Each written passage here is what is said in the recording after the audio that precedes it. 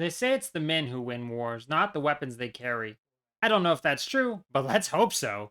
Today, we venture into the classic game of my childhood, Republic Commando, in order to find out if you can beat it without firing a single shot. That means any gun of any kind I'm not allowed to use. But hey, just because I don't believe in shooting doesn't mean I won't use heavy explosives, my dedicated squad who are free to shoot, and my always trusty knuckle vibroblade.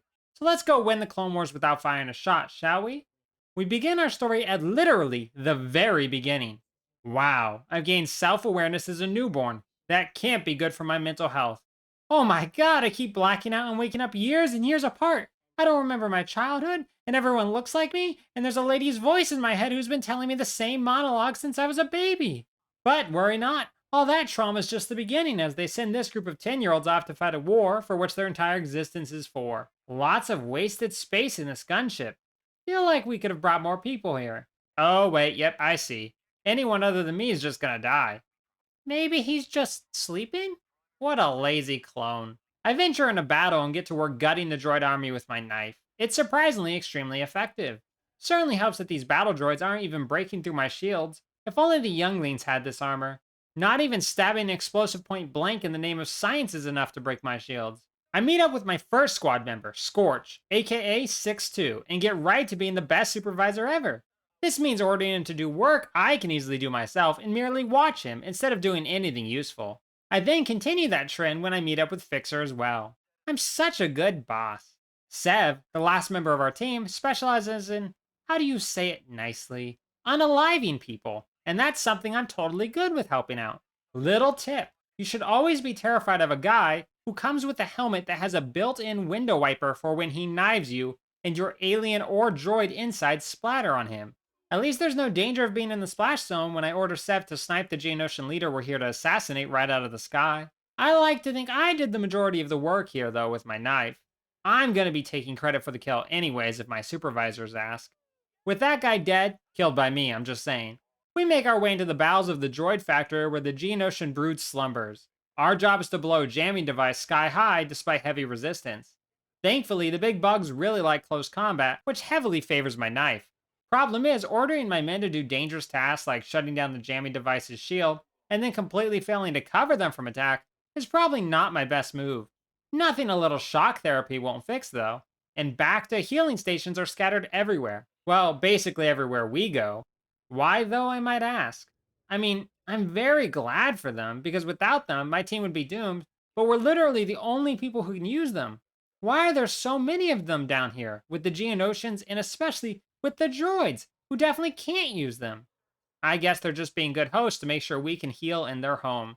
How sweet of them. Which we desperately do need when we face off with the hardest foes in the game right away. These Geonosian leaders fire excruciatingly painful beams that lay waste to our health in no time at all, and worst of all, they're always flying, so I'm useless against them and my team isn't the best about killing them. Probably shouldn't complain about their abilities when I'm doing nothing for them, except telling them what to do. That's just what makes me a good boss, right? I mean, we all died, but that's not a reflection of my leadership ability. The next few minutes are filled with commandos dropping over and over again, me included, as we keep trying to pick each other back up before going back down again to the endless waves of bugs. Without this very handy back to station, there's no way I would have been able to survive long enough to order Scorch to blow us a handy exit. He's so good at blowing things up, and also at being good cover from a cannon trying to kill us. What a great human shield. Definitely should say something nice in his next performance review. Maybe. It's a good thing some of these guys just stare off into space, staring at who knows what before my team sends them into the void. I always wonder, just what were they looking at they were so enraptured by that they'd let themselves die while staring at it? It's nice to have a team who's always great about picking me off the floor after I rush headfirst into danger in order to knife a super battle droid to bits. Hey, it usually works out since they're really bad about turning in a circle, but sometimes even my great tactics fail me. The droids are really no trouble, and neither are the Geonosians, usually. Except when the beam ones show up, then it's hello to the floor again as my entire squad falls. The only thing that saves us is ordering my team to retreat to better sniping positions, and using a fallen gunship turret.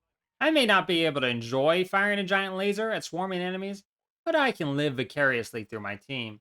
Honestly, what I am good at is three things. 1. Knifing everyone I meet left and right. 2. yelling orders at everyone to do something I'll never do. And 3, acting as team medic so that I can continue to yell at them to do things I'd never do. Hey, you may not like how I do it, but the results speak for themselves. Oh, ignore those results. And those as well. Just please pay attention to the ones that make me look good. Unfortunately, here's where things take a turn as my team splits up across this separatist capital ship in order to bring it down. First, things go wrong when I decide to get in a tussle with 4 sleeping super battle droids, which somehow doesn't work out for me. What a surprise. Then things keep going wrong as I have to try to blow up a vent while getting shot in the back by an auto turret and a Geonosian beam trooper. Couldn't they have left me a single commando to shoot things for me? Good thing I can do part of the detonation timer, run away for some back dev, then come back for the rest of the timer. But I should probably learn not to blow it up while right next to it. When I do manage to make it work, I shiv a few super battle droids and group back up with Sev. Oh, sweet baby Kenobi. Thank you for being here, Sev. It's scary, but I might actually be useless without you guys here to do everything for me. Case in point when I try and knife a bunch of shielded droidicas, what should be my end, but Sev's managed to pick me back up as they turn him into Swiss cheese commando. Probably shouldn't have paid him back by chucking an electric grenade right on him, but maybe he shouldn't have been in the way. Close to the end of the ship, my whole squad goes down to a pair of beam Geonosians, but I'm able to save the day by reviving them over and over again, while sucking up plenty of sweet medicine to stay alive as they go back down again. I pick my team up, they shoot a little, they go down. I pick them up again, and we repeat until we finally win. I feel like my team would probably just like to die after all that, but heck, I have a war to win, and I can't do it alone. I need plenty of able-bodied soldiers to shoot and get shot in my place after all. With the ship about to blow, we managed to hold off a droid counterattack and flee the scene, effectively winning our first battle of the war. There were a lot of ups and downs, and I do mean that literally. But we did it, and we do get a great reward for it too. The reward of immediately being sent on another deadly mission. Yay! Now we're on a Republic ghost ship that vanished 2 weeks ago and has mysteriously appeared again drifting in space. Oh, and my favorite. We decided to split up because the game hates me. I would think as commandos, we're the horror monsters, but something tells me whatever just murdered those clones is probably a tad scarier. Plus, I got killed by a few small flying drones with tasers, so my ego's a little bruised at the moment. Not once, but twice.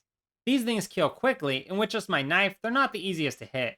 At least I finally caught up to Sev so we can team- And oh my god, Sev just went down! Scorch also went silent after some screaming in the radio, and now only Fixer and I remain on a ship full of murderous droids and Trandoshan mercenaries. Thing is, this level terrified me as a kid, so I've been looking forward to some payback. And these Trandoshans use knives, which is perfect for me, as I have a knife I love to show off. Less perfect is the fact that they also use shotguns, but surprisingly, rushing right at them as they shoot me often works out in my favor, and I actually managed to find some regular clone trooper survivors to save. When one's rude to me, I'm tempted to knife him, but I have too much love for the clones to do so. Unfortunately, that doesn't stop a knee-jerk reaction to seeing a Trandoshan and chucking a grenade at it that kills the clone he was fighting. My bad, my bad. At least I stopped his attacker too, right? Small victories. Grenades and my knife make short work of most attackers, but like I said, rushing the shotgun users often works out for me. And the key word is often, not always. In fact, maybe not even often. When I see Seb being carried away, I rush to save him, but suddenly find myself standing alone in an empty hallway. Where the heck did they go? I'm not lonely for long, at least, when an entire group of them pop out of the vents to greet me. They're so good at greeting me that I have to do it multiple times and then get knocked back again when I run right into a landmine. I love how I looked right at it, registered my mistake a second later, but it was just too late, and onwards to commando heaven I went. Fighting on my own really does cost the most, as I have no friends to pick me back up or help me during this fight against this massive Trandoshan merc. Most enemies go down in one stab, with a few exceptions that can go down in maybe 15 stabs. But this guy's taking dozens of hits, but doesn't seem fazed in the least.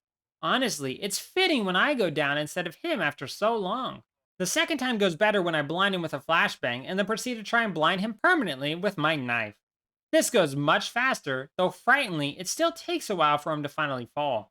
But at least I'm finally back with Fixer and my worries are over. Or not, since Fixer and I keep getting brought down by auto turrets. Every time I order Fixer to shoot them away, he decides to take a little nap instead. So it's up to me to run beneath them and knife them gone. And then when I order Fixer to hold off a horde with a turret, he fails to stop most of them from reaching him, leading me to have to stab them all. Fixer, you were always my favorite growing up. but I'm starting to think you might be the most useless of the group. I mean that as kindly as I can say it, but unfortunately, it's not a very kind thing to say, anyways. Lee Sev is in the next group, and with his help, we're able to fight our way through to save Scorch. And it's here I realize it's not just Fixer, all the commandos struggle to understand shoot auto turrets before auto turrets shoot you. I have to keep reviving them from cover and ordering them to target the guns before we can go down again.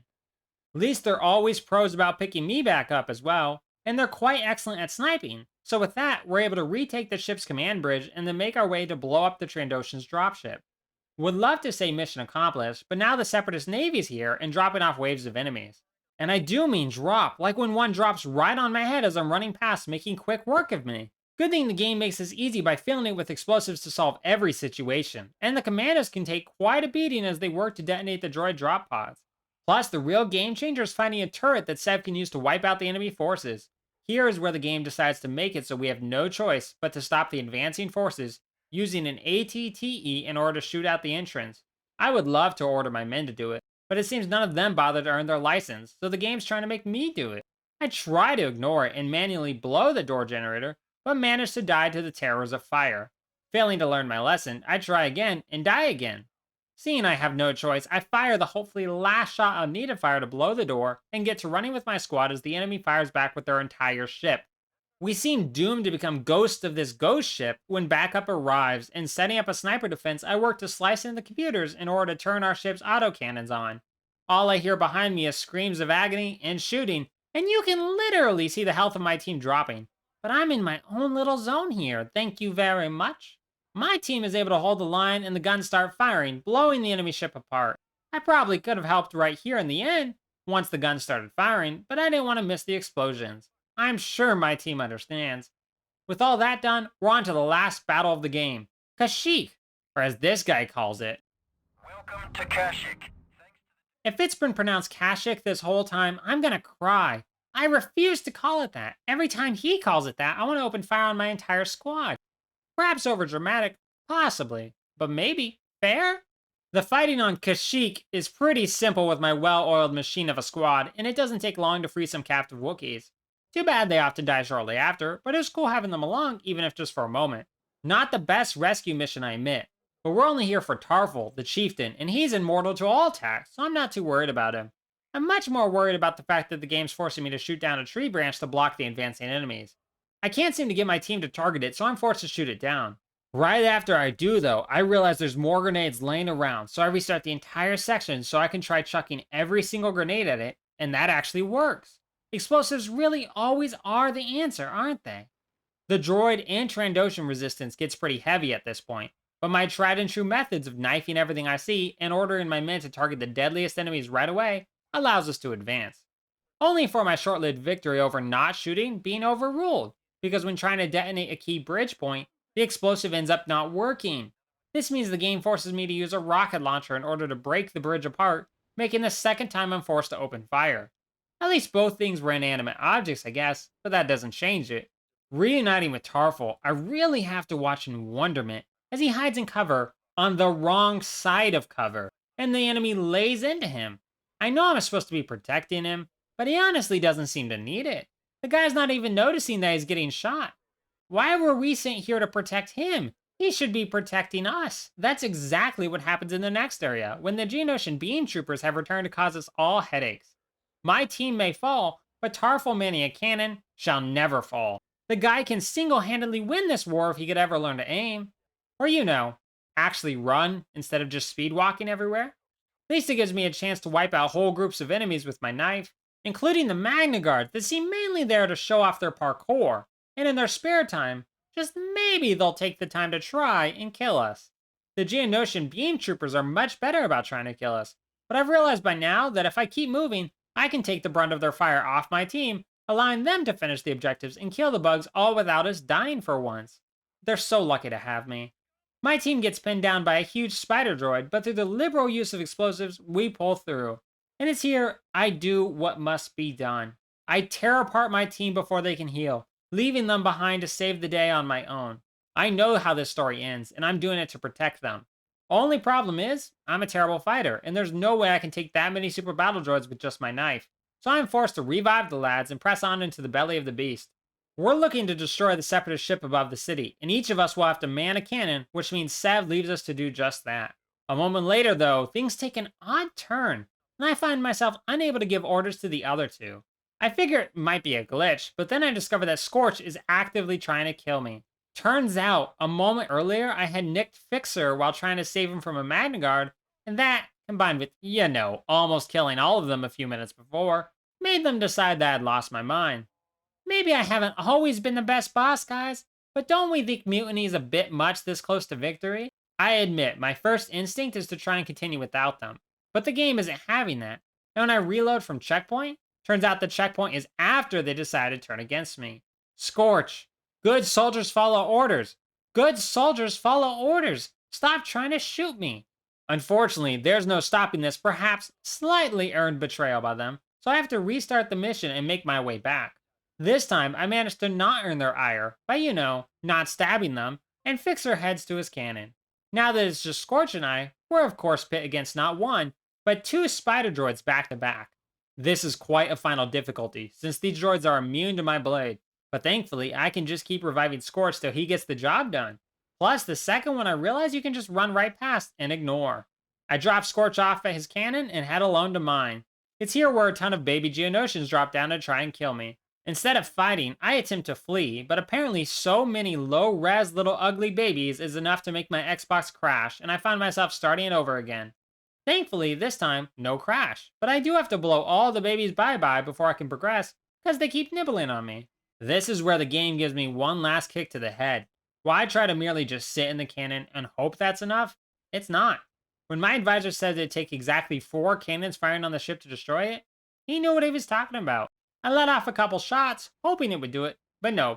Only by firing 23 shots, which yes, I counted, does the separatist ship finally go boom. Never thought I'd say this, but explosives really have betrayed me for once. With that final act, the team is automatically reunited, except the notably missing Sev, who has been pinned down by enemy fire and then gone radio silent. I try to rush back to him, but the game refused to let me, as we're forced to abandon Sev at the orders of the higher-ups and head off into the credits. With that sad ending, which heck, I did try and stop by stabbing them all and preventing it, we can say huzzah! As it turns out, you can beat most of the game without shooting, and all the fights. But there are 3 instances with 25 shots total that you have to open fire in order to progress. Thankfully, never at any actual enemies, but still. It took 7 hours and 12 minutes with 32 deaths to accomplish it. It was a fun challenge though, and I certainly gave the squad in my knife lots to do. I thank you for watching and truly hope you enjoyed. I have plenty of challenges in the works, including my longest challenge ever at 247 hours, at this time at least, on trying to beat Ghost of Tsushima without dying. My first Sekiro Shadows Die Twice run. I always love hearing from you all. Now, maybe go be a better leader than I was, and have an amazing day, friends. See you later.